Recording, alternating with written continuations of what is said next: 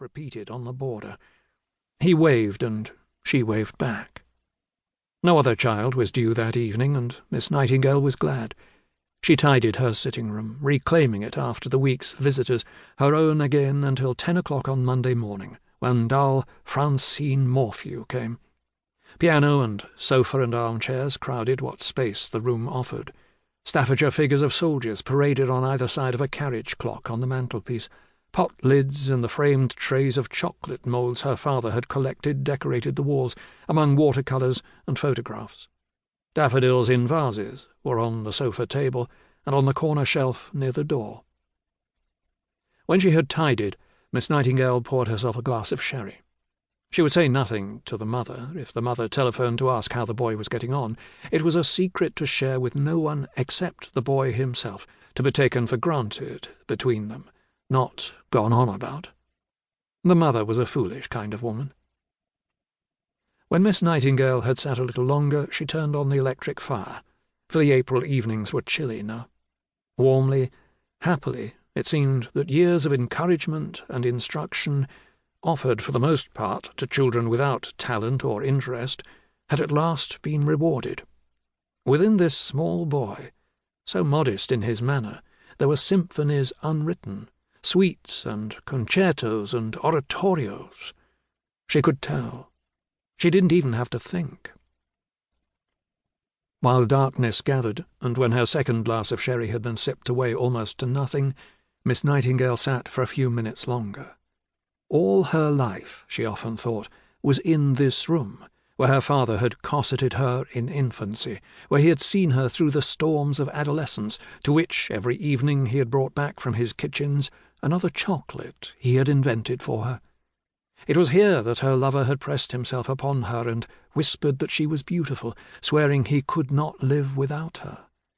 And now, in this same room, a marvel had occurred. She felt her way through the gloom to the light switch by the door. Enriched with echoes and with memories, the room would surely also be affected by this afternoon. How could it be the same? But when Miss Nightingale turned on the light, nothing had altered. It was only when she was drawing the curtains that she noticed there was a difference. The little snuff-box, with someone else's coat of arms on it, was missing from the window table.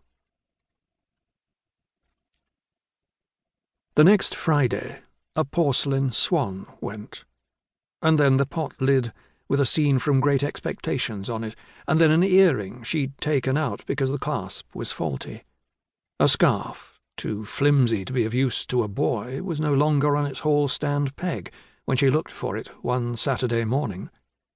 2 of the Staffordshire soldiers went. She didn't know how he did it. She watched and saw nothing.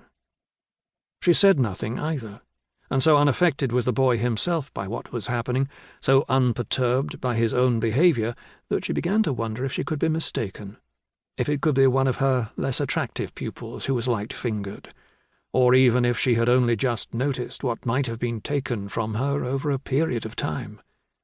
But none of this made sense, and her flimsy excuses all fell apart. The rose-petal paperweight was there when he began to play his Chopin preludes. It was gone when she returned from seeing him out.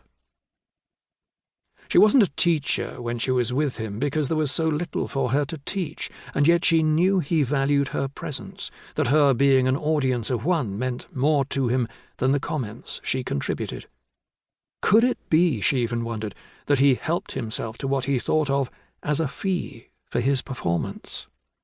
Such childish fantasies were not unusual. She had herself been given to make-believe and pretending. But that, too, she dismissed, sensing it not to be true. At night she lay awake, her distress and her bewilderment afterwards mercilessly feeding vivid dreams.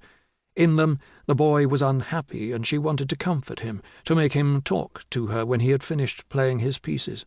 In endless repetition she tried to say that once she had taken a chocolate from her father's special box, but she couldn't. And when, awake again, she lay there in the dark, she found herself a prey to thoughts she'd never had before.